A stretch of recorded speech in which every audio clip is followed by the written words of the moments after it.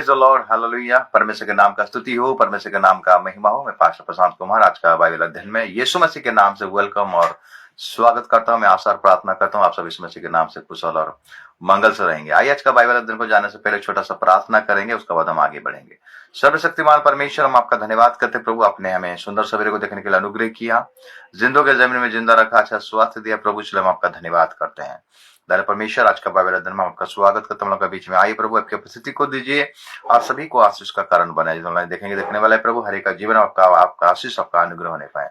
मैं अपने आप को भी तेरे हाथ में समर्पण करता, तो मुझ में होकर बातें कर, आरंभ से लेकर अंत प्रभु तेरे आत्मा द्वारा में जगवाई कर। सारे आदर महिमा आपको देते, प्रार्थना तेरे उद्धार करता यीशु के नाम से मांगते हैं, आमीन। आइए परमेश्वर के महिमा के लिए एक दो गीतों को गाएंगे, उसका तारीफ करेंगे, उसका महिमा करेंगे, उसका तारीफ, उसका जय जयकार करेंगे।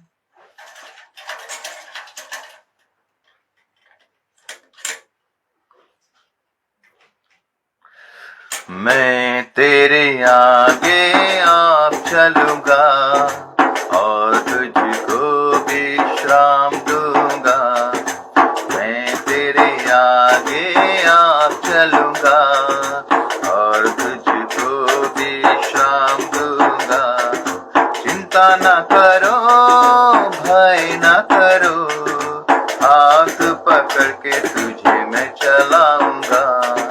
चिंता न करो, भय न करो, हाथ पकड़ के तुझे मैं चलाऊंगा।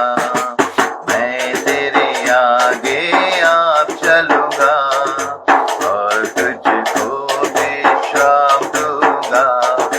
मैं तेरे आगे आप चलूंगा और तुझको विश्राम दूंगा।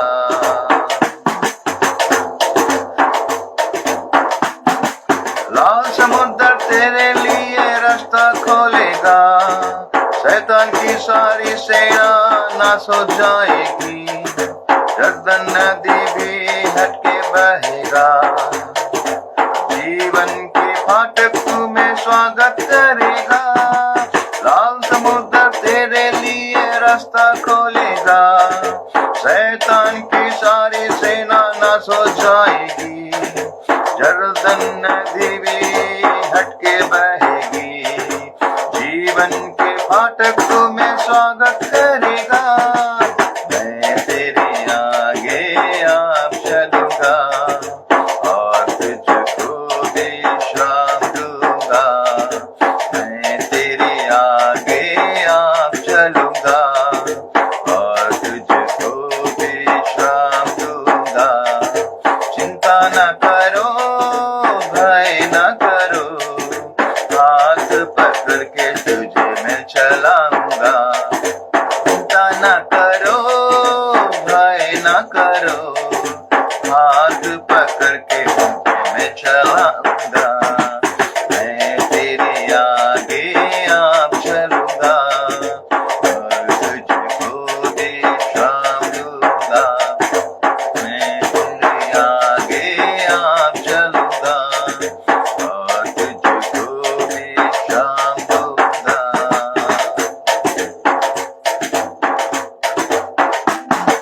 तेरे के निकट कोई दुख न आएगा, मार्गों में दूत तेरी रक्षा करेगा। पाँव में पत्थर से ठेस न लगेगा, स्वर्गदूत हाथों में उठा ले जाएंगे। तेरे के निकट कोई दुख न आएगा, मार्गों में दूत तेरी रक्षा करेगा। पाँव में पत्थर से ठेस न लगेगा, स्वर्गदूत हाथों में तुझे उठा ले जाएंगे।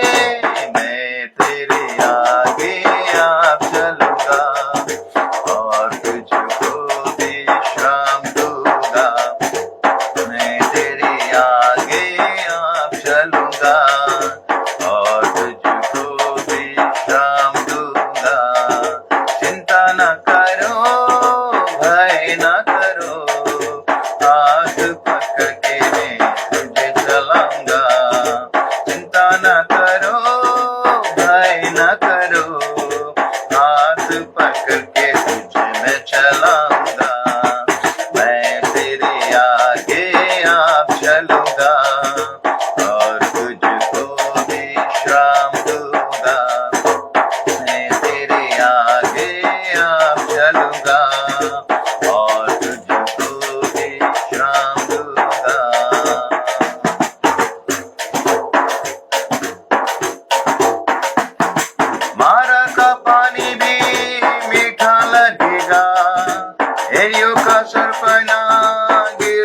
बढ़ेगी, सूर्य चंद्रमा की गति थम जाएगी, जीवन की ज्योति तुम्हें ले जाएगी, मारा का पानी भी मीठा लगेगा, दरियों का सरपना गिर पड़ेगी, सूर्य चंद्रमा की गति थम जाएगी, जीवन की ज्योति तुम्हें ले जाएगी, मैं तेरे आगे आप चलूंगा और तुझको विश्राम दूंगा, मैं तेरे आगे आप चलूंगा और तुझको विश्राम दूंगा, चिंता न करो भय न करो, हाथ पकड़ के तुझे मैं चलाऊंगा, चिंता न करो भय न करो, हाथ पकड़ के तुझे मैं चलाऊंगा, मैं तेरे आगे आप चलूंगा और तुझको विश्राम दूंगा, मैं तेरे आगे आप चलूंगा और तुझको विश्राम दूंगा और तुझको विश्राम दूंगा। परमेश्वर के नाम का स्तुति हो, परमेश्वर के नाम का महिमा हो। परमेश्वर हमारा आगे आगे चलेगा और वो हमें विश्राम देगा। परमेश्वर का वचन कहता है कि हे बोझ से दबे हुए लोग, थके हुए लोग, मेरे निकट आओ, मैं तुम्हें विश्राम दूंगा। हमारा यहोवा, हमारा परमेश्वर हमें विश्राम देने वाला परमेश्वर, हमें शांति देने वाला परमेश्वर, उसके उपस्थिति में ही आनंद का भरपूरी है। परमेश्वर इस गीतों के द्वारा प्रभु हमें सहायता किया, उसका महिमा करने के लिए सहायता किया, इसलिए हम उसका धन्यवाद करते हैं, उसका स्तुति करते हैं, उसका प्रशंसा करते हैं। आइए आज प्रभु का वचन की ओर जाएंगे, जो आपको आज का ध्यान का विषय होगा कि हारून का छड़ी। हारून का छड़ी आज का ध्यान का विषय है, हारून का छड़ी। अगर हम गिनती का पुस्तक उसका 17 अध्याय को निकालेंगे, गिनती का पुस्तक और 17 अध्याय और उसका 1 पद से हम पढ़ाई करेंगे और पूरा 8-9 पद तक पढ़ाई करेंगे। तब यहोवा ने मूसा से कहा, इस्राएलियों से बातें करने उनके पूर्वजों के घरानों के अनुसार उनके सब प्रधानों के पास से एक एक छड़ी ले और उन 12 छड़ियों में से एक एक मूल पुरुष का नाम लिख और लेवियों की छड़ी पर हारून का नाम लिख, क्योंकि इस्राएलियों के पूर्वजों के घराने के एक एक मुख्य पुरुष की एक एक छड़ी होगी। और उन छड़ियों को मिलाप वाले तंबू में साखी पत्र के आगे, जहां मैं तुम लोगों से मिला करता हूं, रख दे। और जिस पुरुष को मैं चुनूंगा उसकी छड़ी में कलियां फूट निकलेंगी, और इसराइली जो तुम पर बुड़बुड़ाते रहते हैं वो बुड़बुड़ाना मैं अपने ऊपर से दूर करूंगा। अतः मूसा ने इसराइलियों से ये बात कही और उनके सब प्रधानों ने अपने अपने लिए अपने अपने पूर्वजों के घराने के अनुसार एक एक छड़ी उसे दी।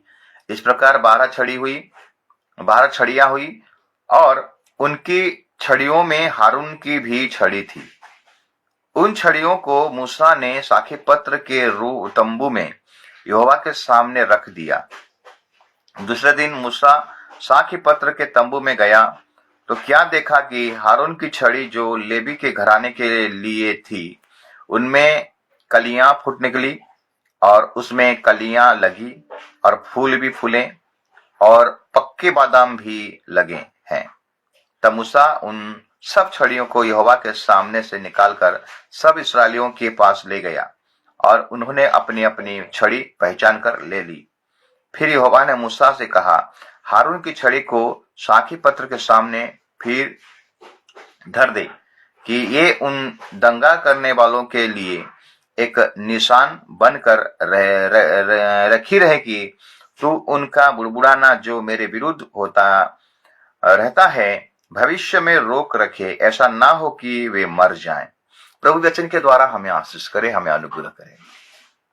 यहाँ पर मुद्दा क्या है, यहाँ पर कारण क्या है मेरे प्रियो, कि सारे इस्राएल के घराने जो 12 गोत्र, याकूब के जो 12 गोत्र हैं, 12 गोत्रों के नाम के अनुसार एक एक छड़ी लेना और छड़ी में सारे गोत्रों का नाम लिखना, और हारून के छड़ी में लेवी का नाम लिखना, और मिलाप वाले तंबू के पास जो जहां पर प्रभु के से मेल मिलाप करते, जो महायाजक जो जाते हैं मेल मिलाप करते हैं, मुलाकात करते हैं, मूसा जहां पर मुलाकात करता है प्रभु परमेश्वर का जो बाचा का संदूक जो रहता है, वहीं पर रख देना एक रात के लिए। और जिसके छड़ी में कलियां निकलेगी, फूल निकलेगी, फल निकलेगी, मैं उसी को ही चुना हूं। इसराइल सब जान लेंगे कि परमेश्वर किसको चुना है। तो मुद्दे का बात है मेरे प्रियो, जो जब मूसा, हारून और मरियम को परमेश्वर ने चुना, मूसा को चुना, हारून को चुना और मरियम को चुना, तो एक ही परिवार में तीनों को चुना है प्रभु। ये प्रभु चुना है, कोई मनुष्य नहीं चुना है मेरे प्रियो। तो यहाँ पर और जो 11 गोत्र हैं, ये 11 गोत्र ये लोग बलवा कर रहे हैं, प्रभु इनको खाली चुना है, हमको क्या नहीं चुना है। जब हम गिनती का पुस्तक उसका 16 अध्याय को अगर पढ़ाई करेंगे, एक पर से लिखता है, कोरह जो लेवी का परपोता, कहता का पोता और इसहार का पुत्र था, वो एलियाब के पुत्र दातान और अबीराम और पेलेत के पुत्र ओन, इन तीनों रूबेनियों से मिलकर मंडली के 250 प्रधान जो सभासद और नामी थे उनको संग लिया, और वे मूसा और हारून के विरुद्ध उठ खड़े हुए और उनसे कहने लगे, तुमने बहुत किया, अब बस करो, क्योंकि सारी मंडली का एक एक मनुष्य पवित्र है और यहोवा उनके मध्य में रहता है, इसलिए तुम यहोवा की मंडली में ऊंचे पद वाले क्यों बन बैठे हो। ये सुनकर मूसा अपने मुंह के बल गिरा। फिर उसने कोरह और उसकी सारी मंडली से कहा, सबरे यहोवा दिखला देगा कि उसका कौन है और पवित्र कौन है, और उसको अपने समीप बुला लेगा। जिसको वो आप चुन लेगा उसी को अपने समीप बुला भी लेगा। इसलिए हे कोरह, तुम अपनी सारी मंडली समेत ये करो, अर्थात अपना अपना धूपदान ठीक करो और कल उनमें आग रखकर यहोवा के सामने धूप देना, तब जिसको यहोवा चुन ले वही पवित्र ठहरेगा।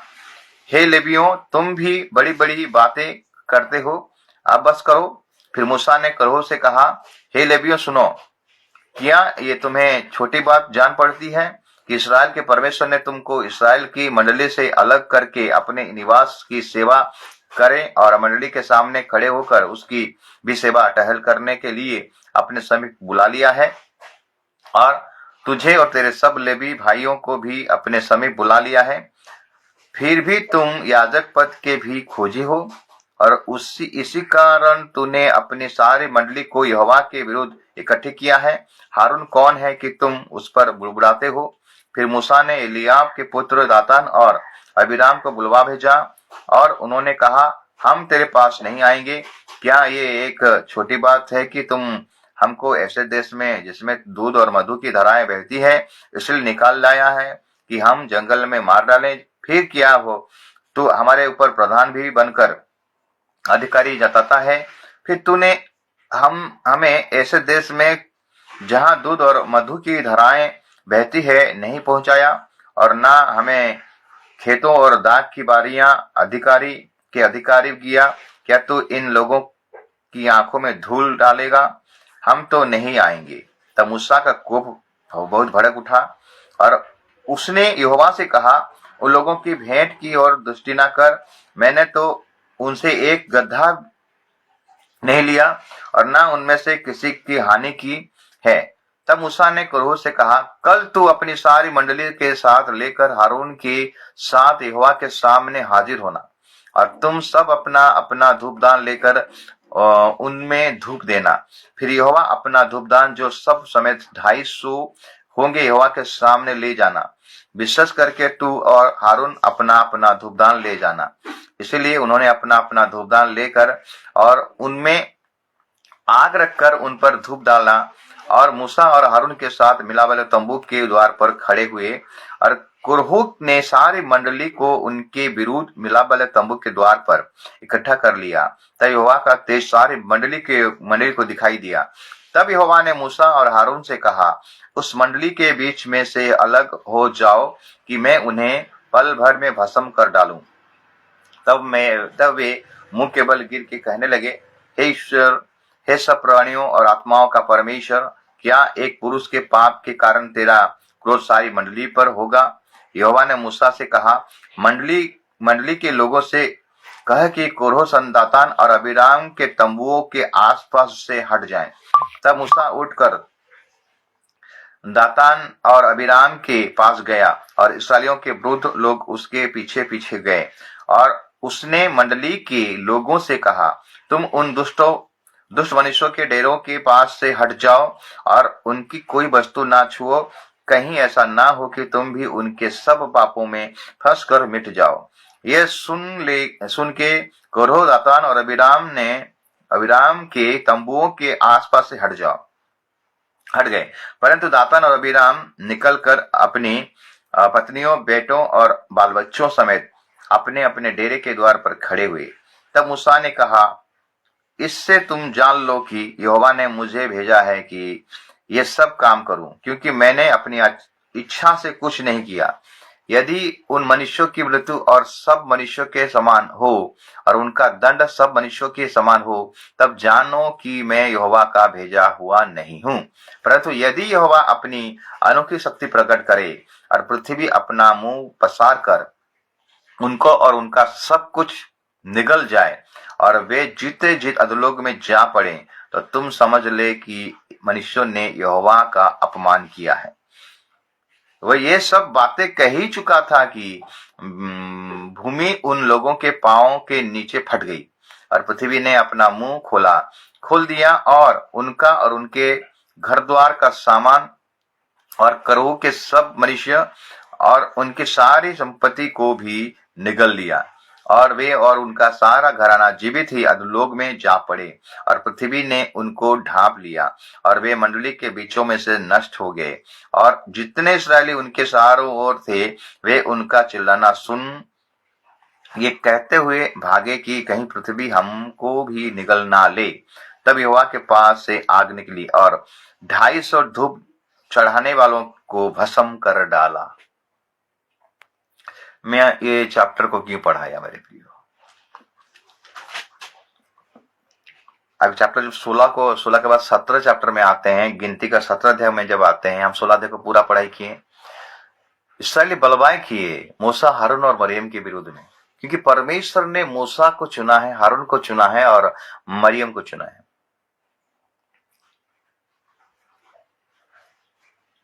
लेकिन लोग ईर्षा डहाम में वो क्या किए, आपने बहुत ले लिया, आप बहुत सेवा कर लिए, हमको भी प्रभु चुना है, हमें भी ये सेवकाई चाहिए। जिस प्रकार मूसा को सेवकाई मिला है, जिस प्रकार हारून को सेवकाई मिला है, हमें भी, तुम एक ही परिवार में सभी को तुमको प्रभु चुना है। ऐसे करके बलवा किए मेरे प्रभु, क्योंकि मेरे प्रभु परमेश्वर का चुना हुआ व्यक्ति है। इसीलिए परमेश्वर का क्रोध एक कोरह का संतान के ऊपर आया और वो लोग मिट गए। आज का डेट में अगर देखेंगे मेरे प्रिय, आज भी कलीसिया में पोस्ट के चलते आज बहुत वाद विवाद होता है, बहुत झगड़ा होता है। आज पोस्ट के चलते मेरे प्रिय आज बहुत सारा कलीसिया बर्बाद हो गया है। चुना हुआ लोगों को, चुना हुआ अभिषिक्त व्यक्तियों को आप दोष लगाते हो, उनके पीछे लगते हो और उनको आप राष्ट्र से हटाते हो। प्रभु को सेवकाई के लिए बुलाया है, आप उनका आदर कीजिए, उसका सम्मान कीजिए। लेकिन इस्राएल लोगों ने आदर नहीं किया, सम्मान नहीं किया मेरे प्रिय, प्रभु गुस्सा हो गया और मार दिया पराये लोगों को। 17 अध्याय में क्या हुआ मेरे प्रियो, परमेश्वर एक बात को बताना चाहता था कि मैं किसको चुनता हूं। इसीलिए परमेश्वर ने मूसा को कहा, 17 अध्याय में अगर एक पद से पढ़ाई करेंगे, तब यहोवा ने मूसा से कहा, इसराइलियों से बातें करके उनके पूर्वजों के घराने के अनुसार उनके सब प्रधानों के पास से एक एक छड़ी ले और उन 12 छड़ियों में से एक एक मूल पुरुष का नाम लिख। तो मूसा ने क्या किया, 12 गोत्रों के अनुसार उनका पूर्वजों के जो 12 इसराइल का 12 गोत्र थे, 12 गोत्रों में से लेवी का एक गोत्र था। हाँ, हम देखते हैं कि सारे गोत्रों में से एक एक सूखा छड़ी लेना। उस समय मेरे प्रियो इसराइलियों का छड़ी उनका एक अधिकार के रूप में काम करता था मेरे प्रियो। जहां भी जाते थे हाथ में लाठी पकड़ के जाते थे, छड़ी पकड़ के जाते थे। ये छड़ी बहुत काम में आता था। हर एक इसराइली जब जहां भी दूर दूर जाते हैं, जैसे कि बकरी बकरी को चराना, मेमना को चराना, भेड़ों को चराना, बकरियों को चराना, तो उनके हाथ में ये छड़ी रहता था और ये छड़ी उनका सहायता करता था। मूसा के हाथ में भी एक छड़ी था, लाठी था, वो अधिकार को दर्शाता है। तो इसीलिए परमेश्वर ने क्या किया, घराने के पीछे तुम क्या करना, एक एक छड़ी लेना और एक एक घराने का जो नाम है, 12 गोत्र का नाम है, सब उस छड़ी में नाम लिख देना। एक एक छड़ी में सबका नाम लिख देना। और हारून का छड़ी में लेवी का नाम लिखना। लेवी का जो छड़ी है, लेवी का गोत्र का जो छड़ी है, उसके हारून का नाम लिखना।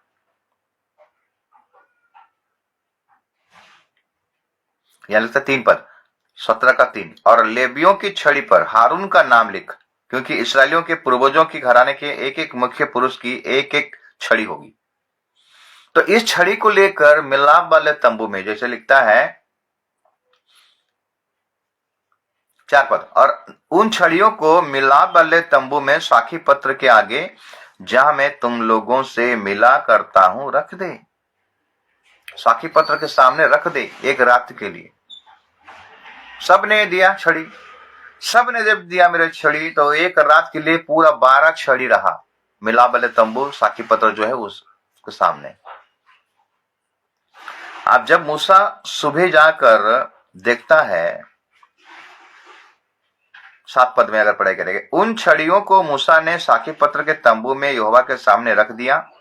दूसरे दिन मूसा साखी पत्र के तंबू में गया तो क्या देखता है कि हारून की छड़ी जो लेवी के घराने के लिए थी, उनमें कलियां फूट निकली और उसमें कलियां लगी और फूल भी फले और पक्के बादाम भी लगे हैं।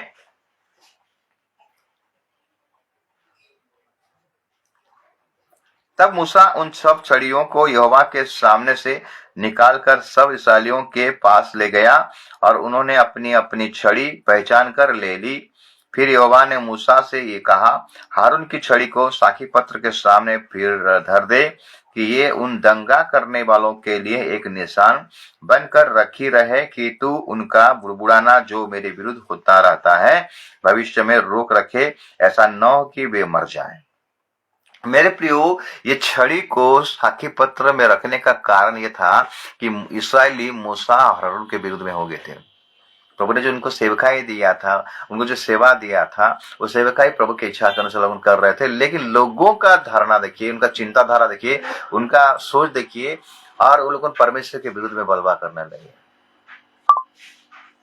वो अपने मन ही मन में सोच रहे थे कि हमको भी प्रभु चुना, हम भी कर सकते हैं। मेरे पे प्रभु जिसको चुनता है वही सेवकाई कर पाएगा। और अपने मन ही मन में आप सेवक मत बन जाइए। जैसे कुछ मंडली में क्या होता है, थोड़ा सा कोई पढ़ाई लिखाई बन गया, कोई बीए में कर दिया, थोड़ा सा ग्रेजुएशन कर दिया, और मन ही मन में सोच रहते हैं कि हमारा बेटा भी पास्टर बन सकता है। पास्टर ऐसा नहीं बनता, सेवक ऐसा नहीं बनता मेरे प्रियो। उसके लिए प्रभु आपको चुनना जरूरी है, प्रभु का योग्य आपको बनना पड़ेगा, तब जाके प्रभु आपको चुनेगा।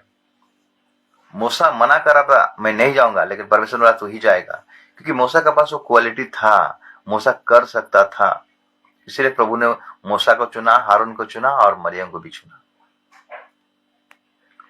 मूसा महायाजक के साथ साथ एक भविष्यद्वक्ता था, हारून याजक था, महायाजक था, और हम देखते हैं कि मरियम भी एक भविष्यद्वक्त्री थी और साथ ही साथ एक आराधक भी था। इनके विरुद्ध में इसराइली हो गए। हम देखते हैं कि 12 गोत्र के हिसाब से एक रात उस जगह में रहा, साखी पत्र के पास छड़ी को रखा गया मिलाप वाले तंबू में। और मूसा जब सुबह जाता है तो हारून के छड़ी में पत्र, फूल और फल आया है। बाकी 11 छड़ी में कोई भी मोमेंट नहीं है, कोई भी परिवर्तन दिखाई नहीं दे रहा है। सूखा छड़ी है मेरे प्रियो। परमेश्वर का सामर्थ्य को देखिए, परमेश्वर का पावर को देखिए। हमारा सूखा जीवन भी रहेगा मेरे प्रियो। हमारा जीवन अगर सूख गया है, तो परमेश्वर की उपस्थिति में रहने से हमारे जीवन में वो सुखापन में प्रभु क्या करेगा, जान दे देगा। हमारे जीवन अगर मर भी गया मेरे प्रिय, हम प्रार्थना में मर गए हैं, विश्वास में मर गए हैं, आत्मिकता में मर गए हैं, तो हम प्रभु के सानिध्य में, प्रभु की उपस्थिति में अगर हम समय बिताएंगे तो हमारे जीवन में ये सुखापन क्या जाएगा, चला जाएगा। हमारे जीवन में परिवर्तन आना शुरू हो जाएगा। आज हमारे जीवन में परिवर्तन क्यों नहीं आ रहा है? क्योंकि मेरे प्रिय, हम प्रभु की उपस्थिति में समय ही नहीं बिताते हैं। इसलिए आज हमारा आत्मिक जीवन क्या हो जाएगा, मर गया है। हम आत्मिक में आगे बढ़ने नहीं पाते हैं। आपके जीवन में पत्र होना चाहिए, फूल होना चाहिए और फल होना चाहिए। सवाल उठता है कि बाकी 11 छड़ियों में कोई मूवमेंट, कोई परिवर्तन क्यों नहीं आया? केवल हारून के छड़ी में पत्र, फूल और फल आया। एक विश्वासी का चिन्ह है मेरे प्रियो, पत्र, फूल और फल, ये 3 स्टेप है। पहला स्टेप है पत्र, दूसरा स्टेप है फूल, तीसरा स्टेप है फल। खाली पत्र नहीं। यीशु मसीह एक पेड़ के पास गया, केवल खाली पत्ता है, फल फूल कुछ दिखाई नहीं देता है, फल नहीं है। कारण क्या जानते हैं?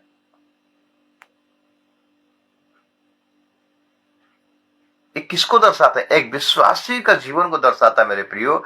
यीशु मसीह उस पेड़ को श्राप दे दिया, तुझमें अब कभी फल ना हो।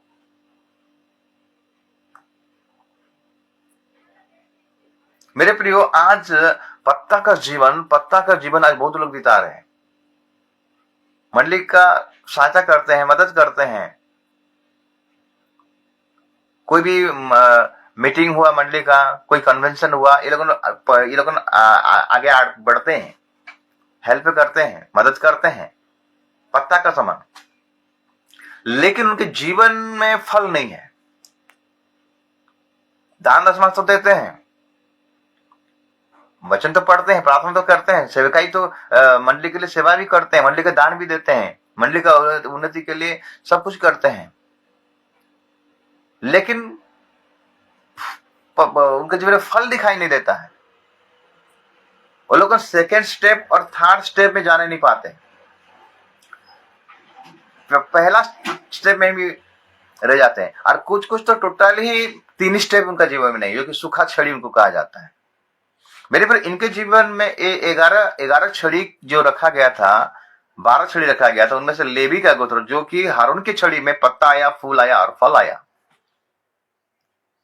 लेकिन 11 छड़ी में कोई मोमेंट नहीं है, कोई भी मैंने पता ना फूल है ना फल है। इसका मतलब मेरे प्रियो, वो लोग को उनका जीवन ठीक नहीं था। वो लोग बलवा करने वाले थे। वो लोग एक दास के विरुद्ध में ये लोग बात कर रहे हैं। उनका जीवन पवित्र नहीं था। मेरे प्रियो, आपका जीवन अगर पवित्र नहीं है, आप गलत काम कर रहे हो और प्रार्थना कर रहे हो, प्रभु का वचन को पढ़ रहे हो, प्रार्थना कर रहे हो, उपवास कर रहे हो, दान दशमांश दे रहे हो, तो आपके जीवन में प्रभु प्रार्थना नहीं सुनेगा, आपके जीवन में कोई फल दिखाई ही नहीं देगा।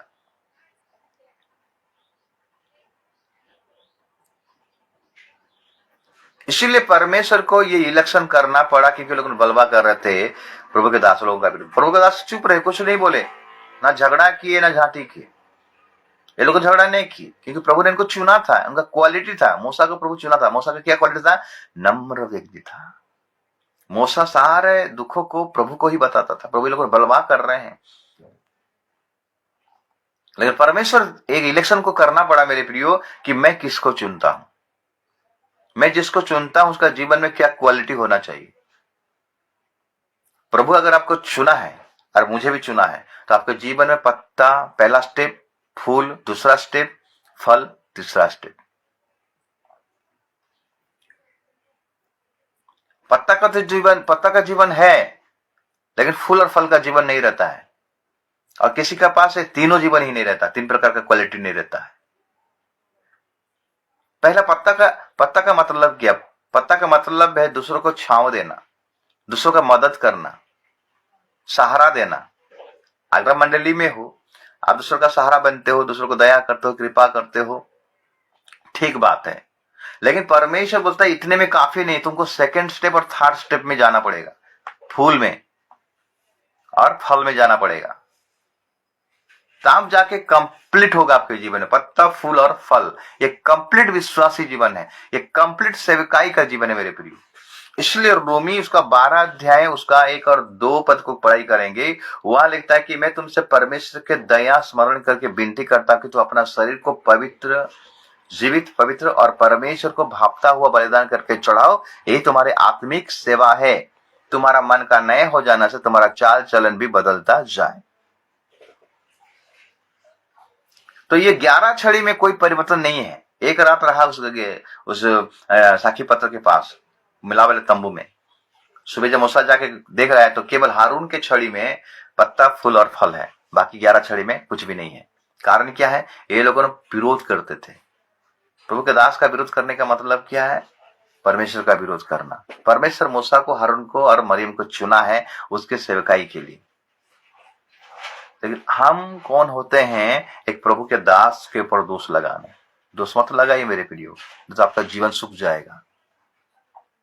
कुरो का संतानगण दोष लगाए तो कुरो का संतानगण मिट्टी धस गया, भूमि फट गया और सब अधोलोक में चले गए। उनका सारा धन संपत्ति जो भी था और अपने आप सब अधोलोक में चले गए। क्या आज परमेश्वर का दास के विरुद्ध बोलकर हम क्रोध कमा रहे हैं परमेश्वर का? ऐसा ना हो मेरे प्रियो। तो हारून का छड़ी देखिए, हारून का छड़ी पहले किसका? उसके हाथ में था। जब एक रात हारून का छड़ी उस साखी पत्र के पास रहा, तंबू, मिला वाले तंबू के पास में रहा, मतलब प्रभु के उपस्थिति में एक बार रहा, तो प्रभु असंभव को संभव कर देता है मेरे प्रियो। एक रात में पूरा परिवर्तन आ गया, एक रात में पूरा परिवर्तन आ गया। हम अगर प्रभु के उपस्थिति में बैठेंगे मेरे प्रियो, एक ही दिन में हमारे जीवन में प्रभु क्या करेगा? परिवर्तन लाएगा। लेकिन कंडीशन अप्लाई है, हमारा जीवन पवित्र, शुद्ध और निर्दोष होना चाहिए, तब जाके ये परिवर्तन आपके जीवन में दिखाई देगा। क्यों आज हमारा बाल बच्चे आगे बढ़ने नहीं पाते हैं? हमारे बाल बच्चे के जीवन परिवर्तन क्यों नहीं आता है? क्योंकि हमारा बाल बच्चे प्रभु को प्रायोरिटी नहीं देते हैं, प्रभु का आदर नहीं करते हैं, पवित्र जीवन नहीं बिताते हैं। आज सांसारिक में लिप्त होने के चलते आज उनके जीवन में कोई फल दिखाई नहीं देता है।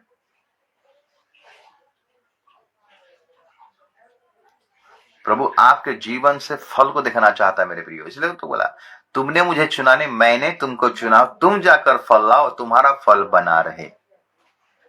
मुझसे अलग होकर तुम कुछ करने नहीं पाओगे मेरे प्रियो। ना 15 अध्याय को पढ़ाई करेंगे ना, मैं सच्ची दाखलाता हूं, तुम सब डालियां हो और मेरा पिता क्या है? किसान है। हम अगर यीशु के साथ लगे नहीं रहेंगे मेरे प्रियो, उसके साथ बने नहीं रहेंगे, तो हमारे जीवन में फल कहां से आएगा? आज बहुत सारा विश्वासी, हाँ मेरे प्रियो, आज बहुत सारा विश्वासी है, उनके जीवन में कोई फल नहीं है, ऐसा जीवन बिता रहे हैं। प्रभु हमारा जीवन से फल को देखना चाहता है, संसारिक बातों को नहीं, आत्मिक बातों को देखना चाहता है। तो मेरे प्रिय, जब हारून का छड़ी में ये 3 परिवर्तन आया, पत्ता आया, फूल आया और फल आया। पत्ता का मतलब है दूसरों को सहारा देना। हम देखते हैं कि पेड़ के पत्ते में चिड़िया के बसेरा करता है। पेड़ के पत्ते के छांव के नीचे कोई पथिक अगर जाता रहेगा, कोई थक गया होगा तो धूप का सजन रहेगा, तो वहां पर रहता है, उसका सहारा लेता है, उसको छांव देता है। क्या हमारे जीवन से दूसरों को छांव मिलता है? दूसरों को सांत्वना मिलता है? क्या हम एक विश्वासी होने के नाते आज हमारे जीवन में दूसरों को सहारा मिलता है कि बेसहारा मिलता है? दूसरों को सांत्वना मिलता है कि और उनको आप गाली देते हो, बकबक करते हो, उनको और भी तड़पाते हो, और भी ताड़ना करते हो? नहीं। एक पत्ता का जीवन दूसरों को सहारा देना है। एक पत्ता का जीवन दूसरों का सहारा बनना है, मदद करना है, छांव जैसा। पत्ता और एक काम में आता है मेरे प्रिय, पत्ता चंगाई को भी दर्शाता है। हर प्रकार बीमारियों से पत्ता क्या करता है? चंगाई देता है। वो शुद्धि का गुण है इस पत्ते में। तो हमारे मसीह जीवन में मेरे प्रियो, सहारा का जीवन और चंगाई का जीवन, दूसरों को चंगाई का जीवन, दूसरों को सहारा का जीवन होना चाहिए। उसके साथ साथ मेरे प्रियो, फूल का होना बहुत जरूरी है। फूल मतलब क्या? फूल के द्वारा क्या होता है? सुगंध। सुगंध। हम मसीह में कौन है? सुगंधित है। हम जहां भी जाएंगे मसीह का सुगंध फैलाएंगे। लेकिन आज दुखद वाला बात है, आज चर्च में खाली दुर्गंध दुर्गंध दुर्गंध। बाहर में जाते तो दुर्गंध। आज हमें अन्य जाति लोग देखते हैं तो हमारे जीवन से दुर्गंध ही देखते हैं, सुगंध को नहीं देखते हैं। हम मसीह की सुगंध है। हम देखते हैं सुगंध जो सेंट है, जो इत्र किस प्रकार बनता है। नाना प्रकार का फूलों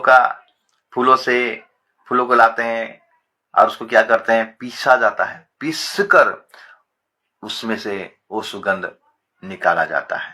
यीशु मसीह को पीसा गया मेरे प्रियो, कलवरी के क्रूस पर उसको पीसा गया, उसको ताड़ना दिया गया, एक तरह का पीसा गया। और पीसने के द्वारा यीशु का सुगंध निकला मेरे प्रियो, जो एक हमारा उद्धार का कारण है। हमारा जीवन पहले क्या था, दुर्गंध था। उसके पीसने के द्वारा हमारे जीवन में सुगंध आया। जो उसको व्यक्तिगत उद्धार का ग्रहण किया, पिता पुत्र पवित्र आत्मा के नाम से बपतिस्मा लिया, उसके जीवन में सुगंध आया। हम जहां भी जाएंगे सुगंध ही फैलाएंगे। और फल का मतलब क्या मेरे प्रियो, फल है आत्मिक फल, जो आत्मा का फल, प्रेम, नम्रता, संयम, विश्वास, धीरज, जो आत्मा का जो नव फल जो गलाती 5:22 में लिखा गया है, वो फल हम लोगों का जीवन में दिखाई देना चाहिए। क्या हम आपके पास वो प्रेम है जो प्रभु परमेश्वर का जो प्रेम था। एक दूसरे से प्रेम करो, आपस में एक दूसरे से प्रेम करो। ये फल है। क्या नम्रता हमारे जीवन में है, क्या संयम है, क्या धीरज का जीवन है मेरे प्रियो, क्या शांति का जीवन है, क्या भलाई का जीवन है। तो हम ये सब अगर नहीं है तो हम प्रार्थना करने से क्या प्रभु हमारी प्रार्थना को सुनेगा। पत्ता, फूल और फल नहीं होने के चलते आज मसीह जीवन सूखापन में कन्वर्ट है मेरे प्रियो। आपका सूखापन को अगर हरितपन में कन्वर्ट करना चाहते हैं, एक हरितपन में पत्ता, फूल और फल में कन्वर्ट करना चाहते हैं, तो आपका जीवन को पवित्र होना चाहिए, पवित्र होना चाहिए। तब जाके आपके जीवन में ये 3 प्रकार का परिवर्तन आएगा। उसके बाद हम देखते हैं सब इस्राएली ये बात को देखा, अपना अपना मुंह लटका हुए चले गए। उनको पता चल गया कि परमेश्वर चुनने वाला है, परमेश्वर चुनता है, परमेश्वर बुलाता है, परमेश्वर चुनता है, परमेश्वर नियुक्त करता है। हम कौन होते हैं कि परमेश्वर को दोष लगाएं। अगर आपको सेवकाई प्रभु दिया है, प्रभु आपको अगर सेवकाई दिया है, अगर प्रभु के एक दास को चुना है, तो आपका काम है प्रभु का इच्छा के अनुसार, प्रभु की मर्जी के अनुसार, प्रभु के सहमत में आपको भी आगे बढ़ना है। तो मेरे प्रियो, परमेश्वर ने मूसा से कहा वो छड़ी अब हारून के पास नहीं जाना चाहिए, वो छड़ी अब मेरा उस वाचा के संदूक में रहेगा। जब पढ़ाई करोगे वाचा का संदूक में रोटियां हैं, हम देखते हैं रोटियां हैं, मान्ना है, और ये छड़ी है, मतलब जो पत्र, फूल और फल सहित वो छड़ी भी है। तो परमेश्वर अद्भुत मिराकल करता है मेरे प्रियो। तो मेरे प्रियो, ये छड़ी में हम देखते हैं कि 5 प्रकार का परिवर्तन आया। इस छड़ी में 5 प्रकार का परिवर्तन आया। कैसा आया? प्रभु के उपस्थिति में एक रात रहने से 5 प्रकार का परिवर्तन इस छड़ी में आया। पहला परिवर्तन, उसका रूप बदल गया। पहला क्या था? सूखा छड़ी था। ये छड़ी किसके हाथ में था? हारून के हाथ में था। सूखा छड़ी था, कोई पूछने वाला नहीं था। लेकिन जब ये प्रभु के उपस्थिति में आया मेरे प्रियो, तो प्रभु उसका रूप को बदल दिया, रूप बदल गया। हम अगर प्रभु की उपस्थिति में आएंगे मेरे प्रियो, हमारा रूप बदल देगा परमेश्वर, हमारा चेहरा को बदल देगा। जब हम देखते हैं कि मूसा 40 दिन और 40 रात जब प्रभु की उपस्थिति में रहा, सीने पर्वत में जब नीचे उतरा, उसका चेहरा ही चमक रहा था आग जैसा। उसका चेहरे को देखने के लिए इसराइल को डरने लगे, इसलिए वो ढांप कर आया। प्रभु के उपस्थिति में रहने से हमारा चेहरे से ग्लोरी निकले, ग्लोरी, महिमा।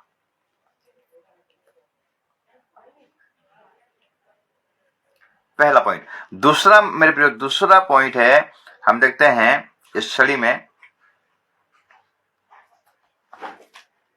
उसका स्थान बदल गया।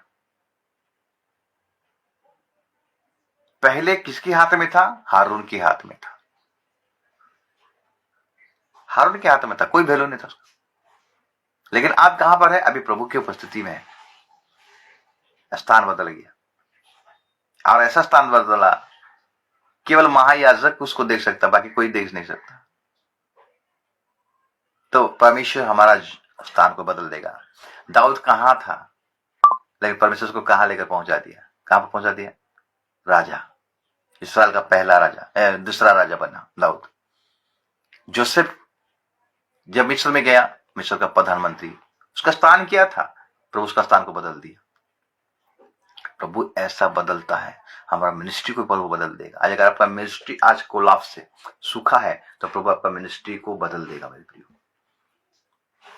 आज कौन सा स्थान में हो, वो स्थान से प्रभु को पुकारिए, प्रभु को प्रार्थना कीजिए, पवित्र जीवन बिताइए, प्रभु आपका स्थान बदल लेगा, अद्भुत कार्य करेगा आपके जीवन में। तीसरा पॉइंट है मेरे प्रियो, उसका नाम बदल गया। उसका नाम बदल गया। वो हारून का छड़ी था, लेकिन अब वो परमेश्वर का छड़ी हो गया, सर्वशक्तिमान का। हम देखते हैं याकूब से इसराइल, एक रात में याकूब मल्ल युद्ध किया, याकूब से इसराइल हो गया राजकुमार, परमेश्वर का राजकुमार। तो आज आपका नाम कुछ भी हो, आप कोई चोर है, डाकू है, कोई आपको नाना प्रकार का गलत नाम में पुकारता है, लेकिन परमेश्वर की उपस्थिति में आइए मेरे प्रिय, आपका नाम भी बदल जाएगा। साउल से पाउल हो गया, साउल का नाम बदल गया, पाउल हो गया मेरे प्रिय। अब्राहम से इब्राहिम हो गया, सारा से सारी हो गया। परमेश्वर नाम बदल देता है मेरे प्रिय। वो छड़ी का नाम क्या था? हारून का छड़ी था, लेकिन अभी वो छड़ी का नाम हो गया परमेश्वर का छड़ी, परमेश्वर की उपस्थिति में अभी है।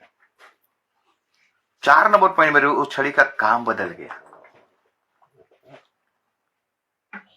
छड़ी का क्या बदल गया? काम बदल गया। पहले किसके काम में आता था? हारून के काम में आता था। कौन सा काम में आता था? वो छड़ी शहरी लोगों को, गाय बैल को मारने के में, नदी नाला में, पत्थर में, सब में काम आता था, कादों में, मिट्टी में। लेकिन अब ये छड़ी का काम क्या हो गया? अभी हारून का जो छड़ी था, अभी परमेश्वर के पास आ गया और उसका काम बदल गया मेरे प्रियो। अभी वो परमेश्वर के काम में वो छड़ी आ रहा है। पहले हम दूसरे के काम में आते थे, लेकिन अभी परमेश्वर आपको ऐसा बदलेगा मेरे प्रियो, आपको उसके काम में ले आएगा। आपका काम बदल गया। पहले आप क्या थे, लेकिन अब क्या हो जाओगे? प्रभु की उपस्थिति में जब आते हो मेरे प्रियो, तो हमारा काम भी बदल जाएगा। पहले गलत काम करते थे, लेकिन अभी परमेश्वर का काम करते हो, अभी परमेश्वर के लिए इस्तेमाल हो रहे हो।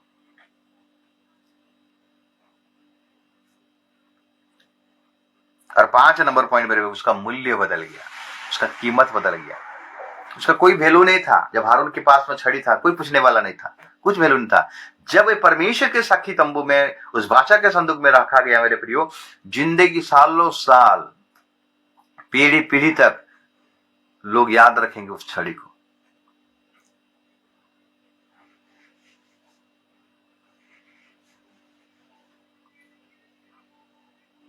उसका मूल्य सब स्मरण करेंगे उस छड़ी को। वो छड़ी कहां था, कहां आ गया।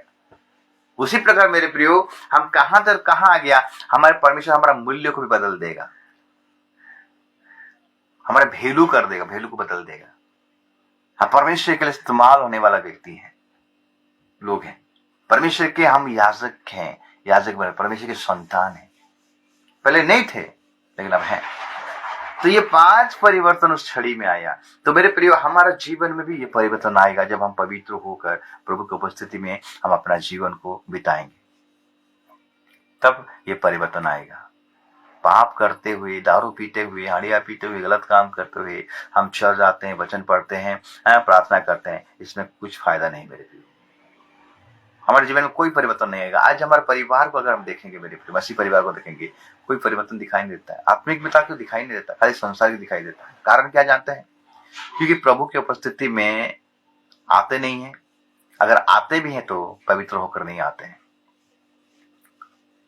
मेरे प्रियो।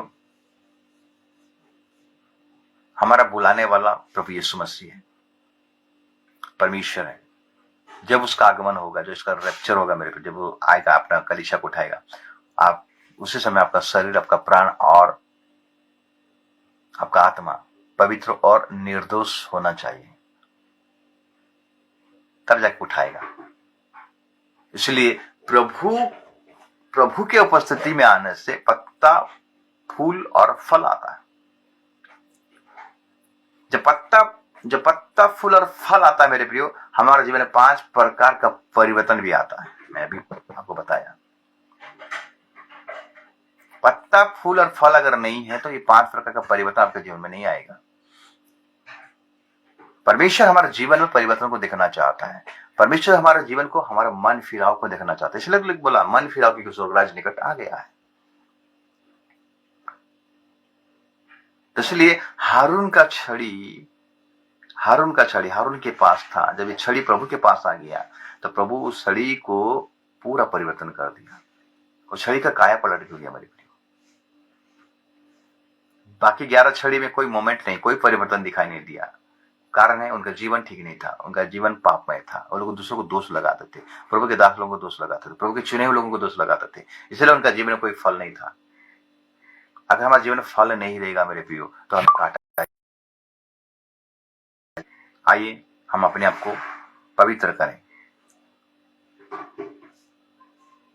सबसे मिल मिलाप रखो और उसी पवित्रता के खोज में रहो जिसके बिना कोई कदापि प्रभु को देखने नहीं पाएगा। अगर आप प्रभु को देखना चाहते हो, प्रभु के साथ जानना चाहते हो, आपके जीवन में पवित्रता होना बहुत जरूरी है।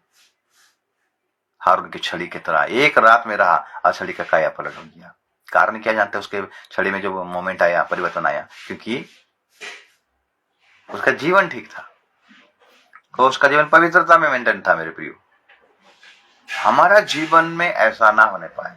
अगर हमारे जीवन में फल होना चाहिए, हमारे जीवन में हम फ्रूटफुल होना चाहिए, आत्मिक में हम बढ़ना चाहिए, तो प्रभु की उपस्थिति में हम समय बिताएं। उसकी उपस्थिति में आनंद का भरपूरी है। प्रभु वचन के द्वारा आप सबको आशीष करे, अनुग्रह करे, दया करे और कृपा करे। आमीन।